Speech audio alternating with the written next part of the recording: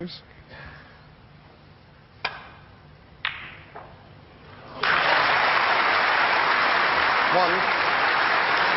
picked out, well executed, because it had to be made. The balls weren't set for the pocket. And the pace he played it at, he certainly intended to get position. And he's okay, he's got the blue. He hasn't got the correct angle on the yellow. So if he judges this one, could be right in here.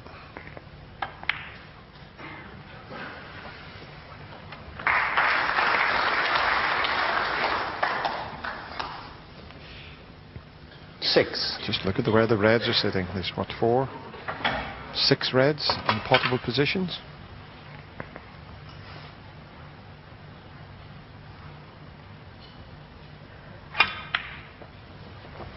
Thanks. 7.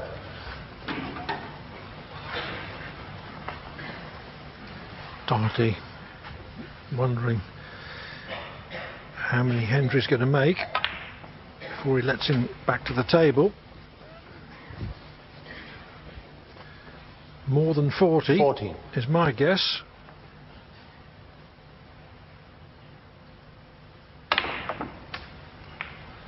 $50.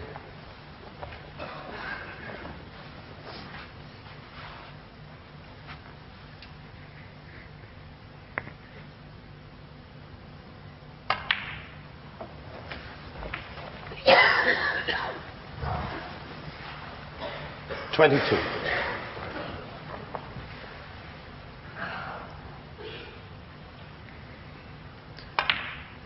He just looks 23. so focused, Stephen Hendry. He really is back to his best. He had a couple of seasons where he struggled a little bit.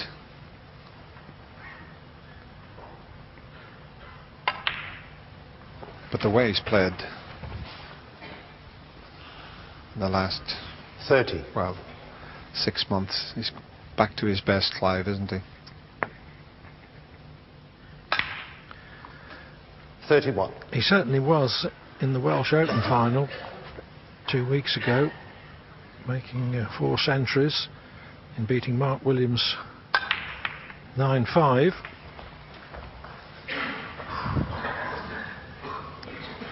$38. And in practice, the word is that he's absolutely flying.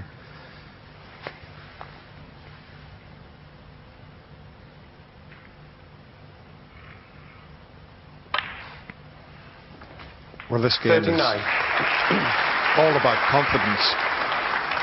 You've got to be able to knock the balls in, but when you lose your confidence in this game, it's so difficult. But Stephen has regained that confidence.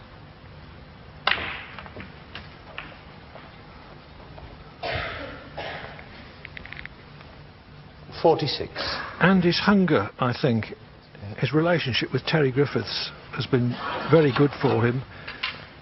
Maybe just the odd technical point here and there, discussion of shots, but particularly getting him focused for matches. 47. Also, I would say, keeping him happy between matches, because the time you spend hanging around in tournaments, if you don't have a match for 2 or 3 days, it's very easy to lose your edge of form. But Hendry has looked very cheerful and happy round the venue.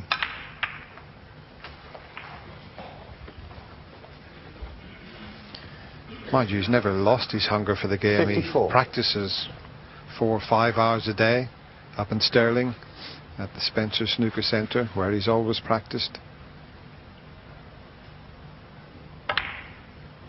He's always 55. had the dedication. It was just a matter of regaining the confidence.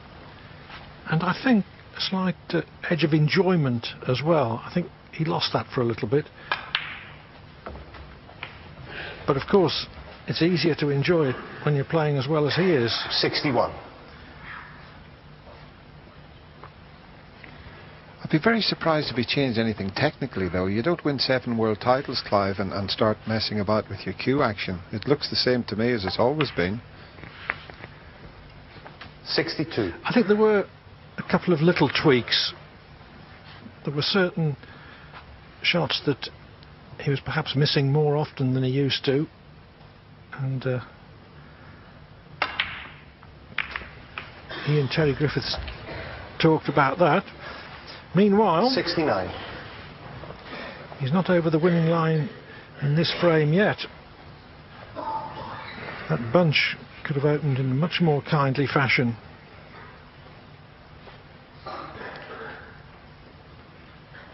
Well, he started this break with a plant. He's looked at these two reds to try and make a plant to clinch the frame. At the moment, there's still enough points for Ken, but if this plant goes in, that's the end of second frame.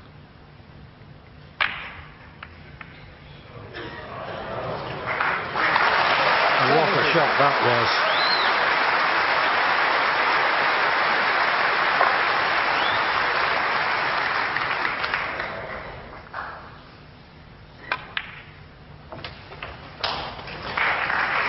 So Doherty knows 77. he's going to be 2-0 down.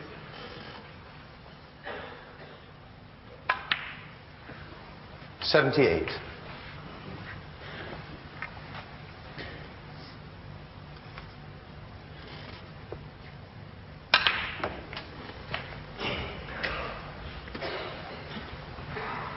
$85. He'll be thinking about the next frame, but his opponent Stephen Hendry will be weighing up what the highest break is, and he'll know that it's 138 at the moment. 86.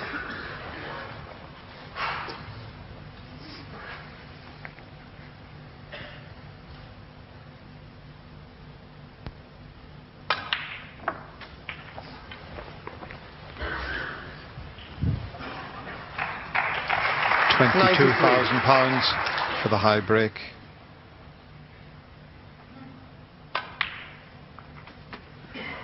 $94. And with blacks, Hendry could set a target of 144.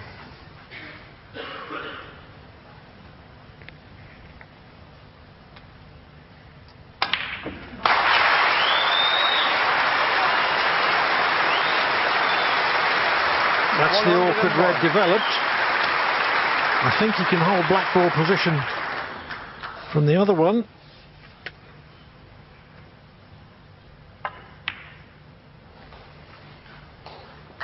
$102. Had to roll it in as slowly as he could. The harder he hit that, the thinner cut he was going to have on the black.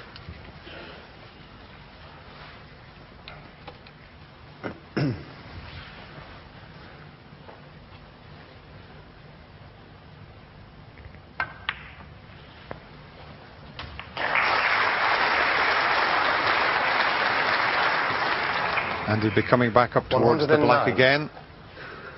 I'm sure he'll want to get as many as possible. It would be easier normally if he was just playing to win the frame. He'd play for one of the other colours, easier to get to the yellow from those. But he wants to set as high a target as possible.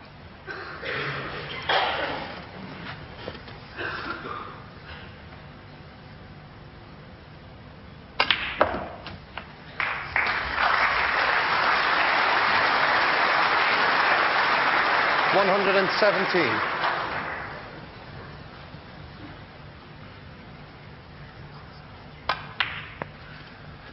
I was just thinking there, Clive, I'm wondering if he does clear these colours, will this be Stephen's highest break ever in the Benson and Hedges Masters? I think it might possibly be. 122.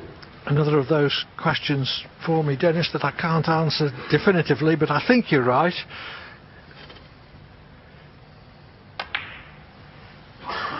$126. This is magnificent from Stephen Hendry.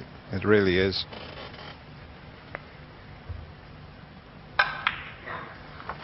$131.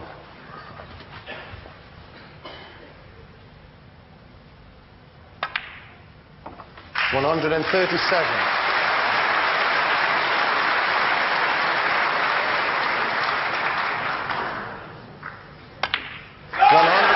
Vintage Hendry. A total clearance